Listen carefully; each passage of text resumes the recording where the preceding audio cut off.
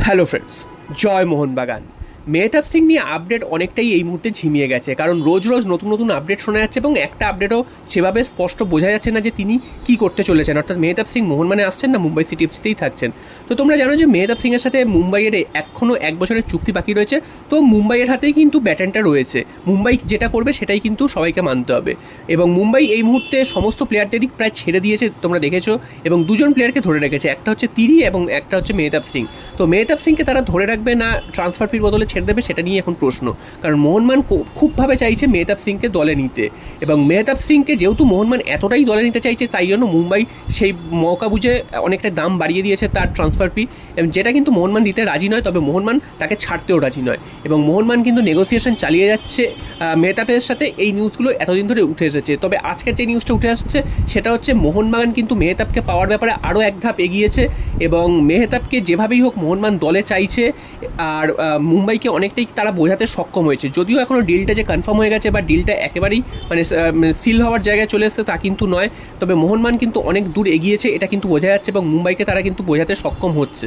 এবং মুম্বাইয়ের সাথে মুম্বাই তাকে ছাড়বে কি ছাড়বে না, বা মোহনবাগান একেবারে তাকে পাচ্ছে কি পাচ্ছে না, এটা কিন্তু আগামী সপ্তাহের মধ্যেই কনফার্ম হয়ে যাবে, বা তাকে সই করানোটা কনফার্ম করে দেবে আগামী সপ্তাহে। কারণ 11ই জুন কিন্তু ট্রান্সফার উইন্ডো খুলছে, এবং তারপরেই কিন্তু সমস্ত সই পর্ব শুরু হবে।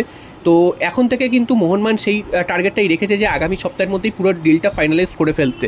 এবং যা খবর তাতে মোহনবাগানেরই প্রায় আশা সম্ভাবনা অনেকাংশেই বেশি মেহতাব সিংয়ের, যদি না শেষ পর্যন্ত মুম্বাই সিটি এফসি বড় কিছু করে বসে বা বেঁকে বসে শেষ পর্যন্ত, তা নাহলে কিন্তু মেহতাব সিংয়ের মোহনবাগানে আশাই কিন্তু সবথেকে বেশি অগ্রাধিকার রয়েছে। এবং মেহতাব সিং নিজেও চাইছেন যে মোহনবাগানই আসতে, কারণ মুম্বাই সিটি এফসির এই মরশুমে পারফরমেন্স খুব একটা ভালো হয়নি। আগামী মরশুমে তারা এএফসির কোনো টুর্নামেন্টেই খেলছে না, এবং মোহনবাগানে যদি আসতে পারে সেক্ষেত্রে এএফসি চ্যাম্পিয়ন্স লিগ 2তে খেলার সুযোগ থাকবে। তো সে কারণে যে কোনো প্লেয়ারই চাইবে যে একটা ভালো টিমে এসে একটা বড় টুর্নামেন্টে খেলার। এবং মেহতাব সিং যদি মোহনবাগানে আসে সেক্ষেত্রে ভারতের জাতীয় দলের ম্যাক্সিমাম প্লেয়ারদের সাথে খেলার সুযোগ পাবে, এবং একটা ভালো দল পাবে, চ্যাম্পিয়ন হতে পারবে মোহনবাগানে আসলে। কিন্তু মুম্বাইতে এই মুহূর্তে কিন্তু সেই সুযোগটা অনেকটাই কম, কারণ মুম্বাইয়ের দলটাও ভেঙে গেছে, এবং তাদেরকে কিন্তু আবার নতুন করে সাজাতে হবে মুম্বাইয়ের দলটা। তো সেদিক থেকে দেখতে গেলে মেহতাবকে মুম্বাই সিটি এফসি যদি ছেড়ে দেয় সেক্ষেত্রে তিনি তো মোহনবাগানে আসবেনই, এবং তারও কিন্তু আসার ইচ্ছা আছে মোহনবাগানে। যদিও মুম্বাইয়ের সাথে তার 1 বছরের চুক্তি এখন বাকি রয়েছে, তাই জন্য ব্যাটনটা আবারও বলছি মুম্বাইয়ের হাতেই।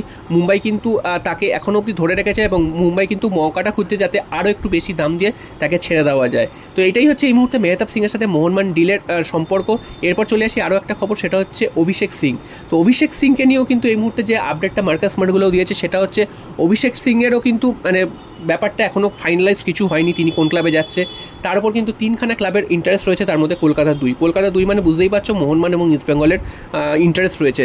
তো আমাদের পাল্লাটা অনেকটাই ভারী অভিষেক সিংকে নেওয়ার ব্যাপারে, কারণ মোহনবাগান কিন্তু যেই প্লেয়ারের দিকে টার্গেট করে সেই প্লেয়ারকেই নেয়। তবে আসলে কিন্তু ইস্ট বেঙ্গলও রয়েছে, তবে ইস্ট বেঙ্গলও কিন্তু এই প্লেয়ারটিকে অনেক অংশেই চাইছে।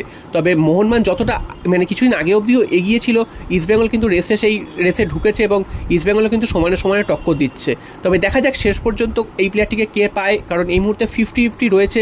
কিছুদিন আগে অবধিও মোহনবাগান এগিয়েছিল, এখন কিন্তু 50-50 রয়েছে, এবং ইস্ট বেঙ্গল চাইছে খুব করে এই প্লেয়ারটিকে তুলে নিতে। এবং মোহনবাগান যেহেতু মেহতাবের দিকে বেশি ফোকাস, সে কারণে কিন্তু এই প্লেয়ারটির দিকে অতটা এই মুহূর্তে ফোকাস রাখছে না মোহনবাগান, যে কারণে ইস্ট বেঙ্গল কিন্তু এই প্লেয়ারটির দিকে অনেকটাই কিন্তু হাত বাড়িয়ে ফেলেছে।